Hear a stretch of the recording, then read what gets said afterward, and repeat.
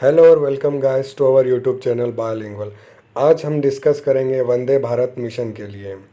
तो क्या है मिशन, क्या है इसकी इम्पोर्टेंस, जानते हैं इस वीडियो के बारे में। तो जैसा कि आप अपनी स्क्रीन पर देखें, खाड़ी देशों और दुनिया के अनेक हिस्सों में फंसे हुए हजारों भारतीयों को घर लाने के लिए कई दशकों से सबसे बड़ा देश वापसी अभियान शुरू करने जा रहा है, जिसमें असैन्य विमानों नौसैनिक पोतों के बेड़े को लगाया गया। यह मिशन 7 मई से 14 मई तक चलाया जाएगा। इसके तहत 12 देशों के करीब 15,000 भारतीयों को एयर इंडिया की 64 स्पेशल फ्लाइट के जरिए भारत लाया जाएगा। इसके अलावा इस मिशन अब हमें अगली टॉपिक पर बात करते हैं कि हमें भारतीयों को वापस लाने की ज़रूरत क्या है।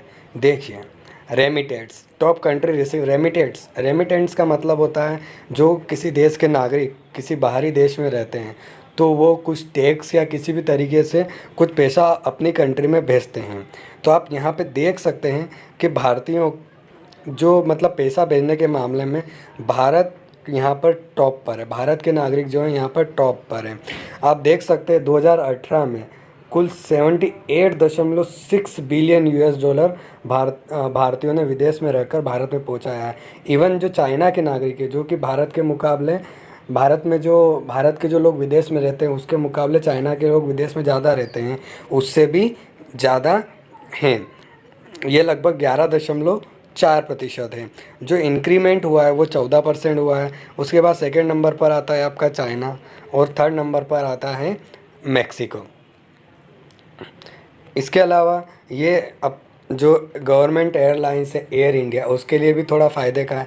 देखिए, वहाँ से जो नागरिक आएंगे उनको गवर्नमेंट ऐसे फ्री में नहीं लाएगी, उनके लिए कुछ चार्जेस अप्लाई किए गए हैं जो उनको देना पड़ेगा। जैसे एग्ज़ाम्पल के लिए लंदन से जो दिल्ली फ़्लाइट आएगी उसके लिए किराया 50,000 निर्धारित किया गया है। ढाका से दिल्ली के लिए 12,000 निर्धारित किया गया। उसी तरीके से अलग अलग किराया निर्धारित किया गया। तो ये एक तरीके से जो गवर्नमेंट एयरलाइंस है एयर इंडिया, उसको भी बूस्ट करेगा। आपने बहुत सारे आर्टिकल ऐसे पढ़े होंगे जिसमें ऐसा बोला गया है कि एयर इंडिया बेचने की कगार पर हैं। ठीक है, इसलिए बहुत सारे कुछ जो कर्मचारी हैं उनकी नौकरी पर भी इसका असर, कर्मचारियों की नौकरी पर भी इसका थोड़ा कम असर होगा और एयर इंडिया को यहाँ पे कुछ ना कुछ रिवेन्यू मिलेगा।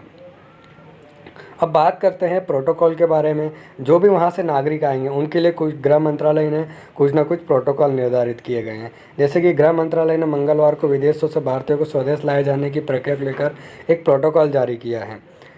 इसके अनुसार स्वदेश लाए जाने वाले नागरिक को सबसे पहले विदेश से भारतीय मशीनों में एक फॉर्म भरकर पंजीयन कराना होगा। सभी को भुगतान के आधार पर सुविधा दी जाएगी।